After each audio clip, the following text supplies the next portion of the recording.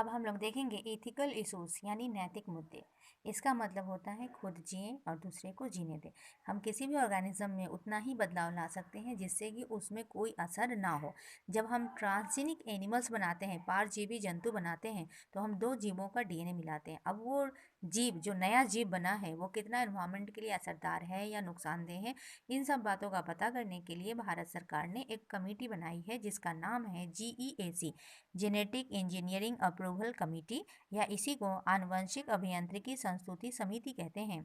इस ऑर्गेनाइजेशन का काम है कि जो ऑर्गेनिज्म जिसमें हमने डीएनए बदलाव किया है वो हमारे एनवायरनमेंट को क्या नुकसान पहुंचा रहा है या हमारे लिए अच्छा है, इसका पता करना। अगर वो अच्छा है तो उस पर हम आगे काम करेंगे। अगर वो एनवायरनमेंट के लिए नुकसानदेह है, पर्यावरण प्रदूषित कर रहा है या उसको खाने से जीव जंतु मर रहे हैं, तो फिर उसको वो वहीं पे बंद कर देगा। तो इस चीज़ को देखने के लिए यहाँ पर ये कमेटी बनाई गई है।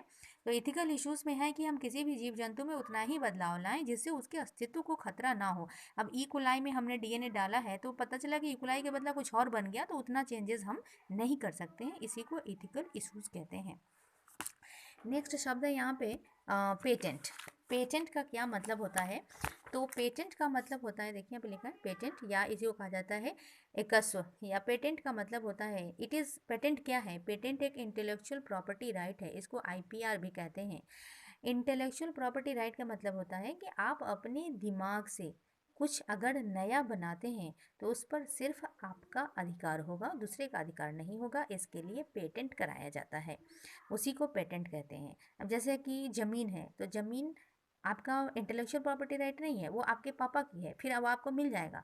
लेकिन इंटेलेक्चुअल प्रॉपर्टी करते हैं जब आप दिमाग से कुछ नया डिज़ाइन बनाते हैं, कोई फिल्म बनाता है, कोई सीरियल बनाता है, तो उसके लिए आईपीआर होती है, जिसको कि हम पेटेंट कहते हैं।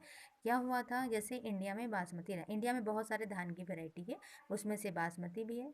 तो भारत का जो बासमती था उसको एक दूसरे चावल के साथ, जिसका जो सेमी ड्वार्फ है यानी एक बौना वैरायटी था, उस बौने वैरायटी के साथ क्रॉस कराया, उससे जो नया पौधा मिला वो भी एक बौना वैरायटी था बासमती का, और इस पौधे को अमेरिका ने पेटेंट करा लिया।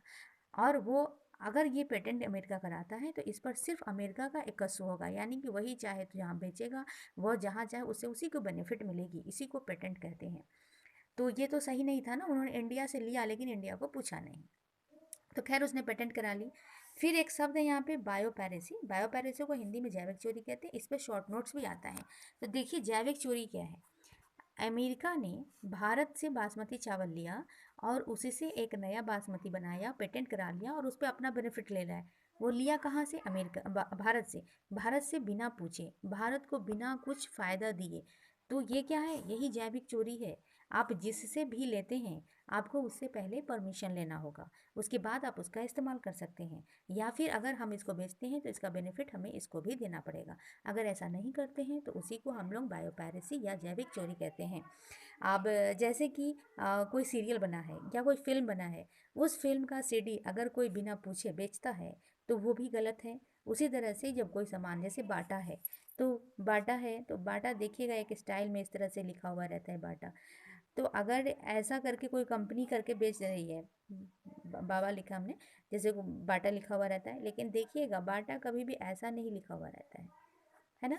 तो अगर जिस स्टाइल में बाटा लिखा हुआ रहता है इस तरह से करके, तो जिस स्टाइल में बाटा लिखा है वो उसका पेटेंट है। अगर हम दूसरी तरह से थोड़ा सा लिख दें बाटा और अपने सामान को बेचें, तो हम क्या करेंगे? क्वालिटी को मेंटेन नहीं करेंगे और जो बाटा कंपनी है उसको नुकसान भी हो जाएगा। इस तरह से बिना पूछे हुए अगर किसी का सामान हम बना के बेचते हैं तो उसके लिए जैविक चोरी का जो जैविक चोरी या बायोपैरेसी कहते हैं। इस पर शॉर्ट नोट्स आता है पेटेंट या जैविक चोरी पे, तो इसको थोड़ा देख लीजिएगा। तो इतना ही था चैप्टर 12 में। प्लीज़ आप लोग पूरे चैप्टर को पढ़ लीजिए अच्छे से, और जहाँ नहीं समझ में आए तो प्लीज़ मुझे इन्फॉर्म करिए। Thank you.